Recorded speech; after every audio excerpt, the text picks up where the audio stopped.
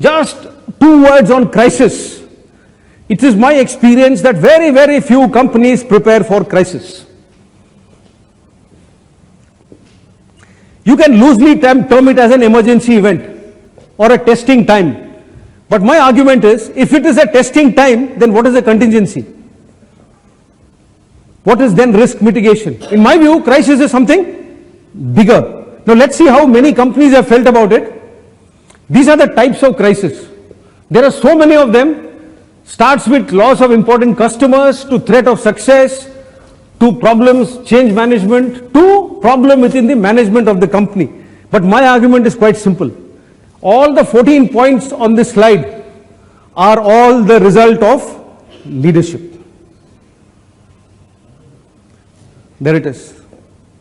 It is simply leadership which causes a crisis, or the inability to see an impending crisis, either of them. Just see what some surveys have had to say. Most interesting. So crisis leadership doesn't exist.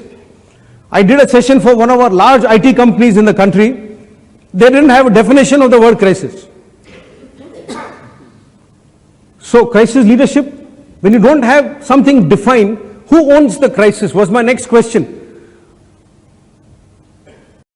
Crisis is best handled by a leader on the spot, preferably the senior most leader around nominates one of the next rung to own that crisis management. How you do it is a separate argument, but crisis leadership, look at this. Which of the following do you believe would be your biggest gap? So they're talking of response, decision making, communication, I don't know. Information management, and then public-private coordination. This is just what do you believe will be the biggest gap. Let's see what people said.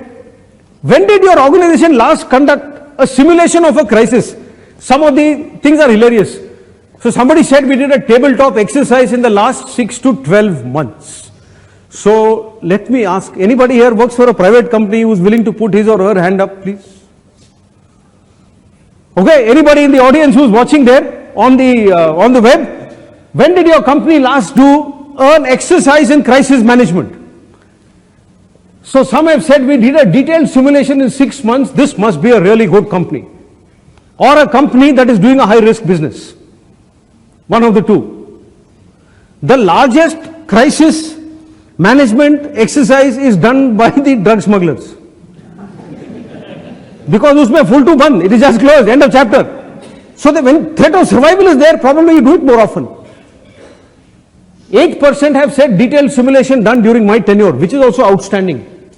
But 53% said unaware, and this is the funniest 14% I have ever read. I don't know what a simulation is. Brilliant.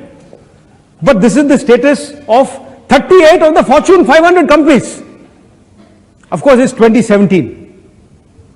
But it wouldn't have changed very much, because crisis management comes at a cost. It's like insurance.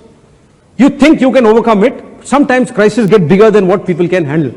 You need to ask Blockbuster that. Or you need to ask Nokia that. They probably don't even exist in the form that they did, which is very sad. They never saw the crisis coming. And to think that Netflix offered itself for sale. This is what is documented. Sad. So the 6 commandments of crisis management, in my view, quite simply are these. First is to have a plan. Plan must be ready, it must be rehearsed, and it must be handy. Simple. It must be told quickly. And it must be told without lies. It's impossible for a leader to stand in front of the team and speak a lie when the truth is known to them. No truth is hidden from the team. That is what we should base our strategy on. Communication, what you do must be supported by your actions. And the other 3 are very clear. Last bit is very important. Please understand that in a crisis, everybody goes through a different roller coaster ride of emotions. If we are unable to show compassion to individuals on a human plane, our crisis management or response strategy will fail. So we need to treat people like individuals. Closing thoughts on change. Yeah. How would you rate your tolerance to ambiguity? I'm asking the audience, how many of y'all would be willing to walk this bridge when you cannot see the other end? You'd be willing to, ma'am? Fantastic. I'd be most happy if, as a leader,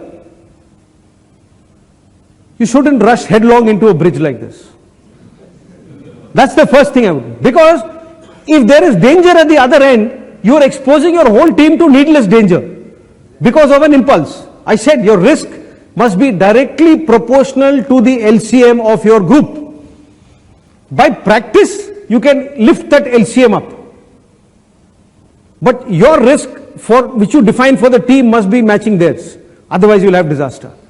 But if you are willing to walk that bridge with your team, after having studied and analyzed the risks, and you say they are willing, I'm capable of taking those risks, then your tolerance to ambiguity is fairly high.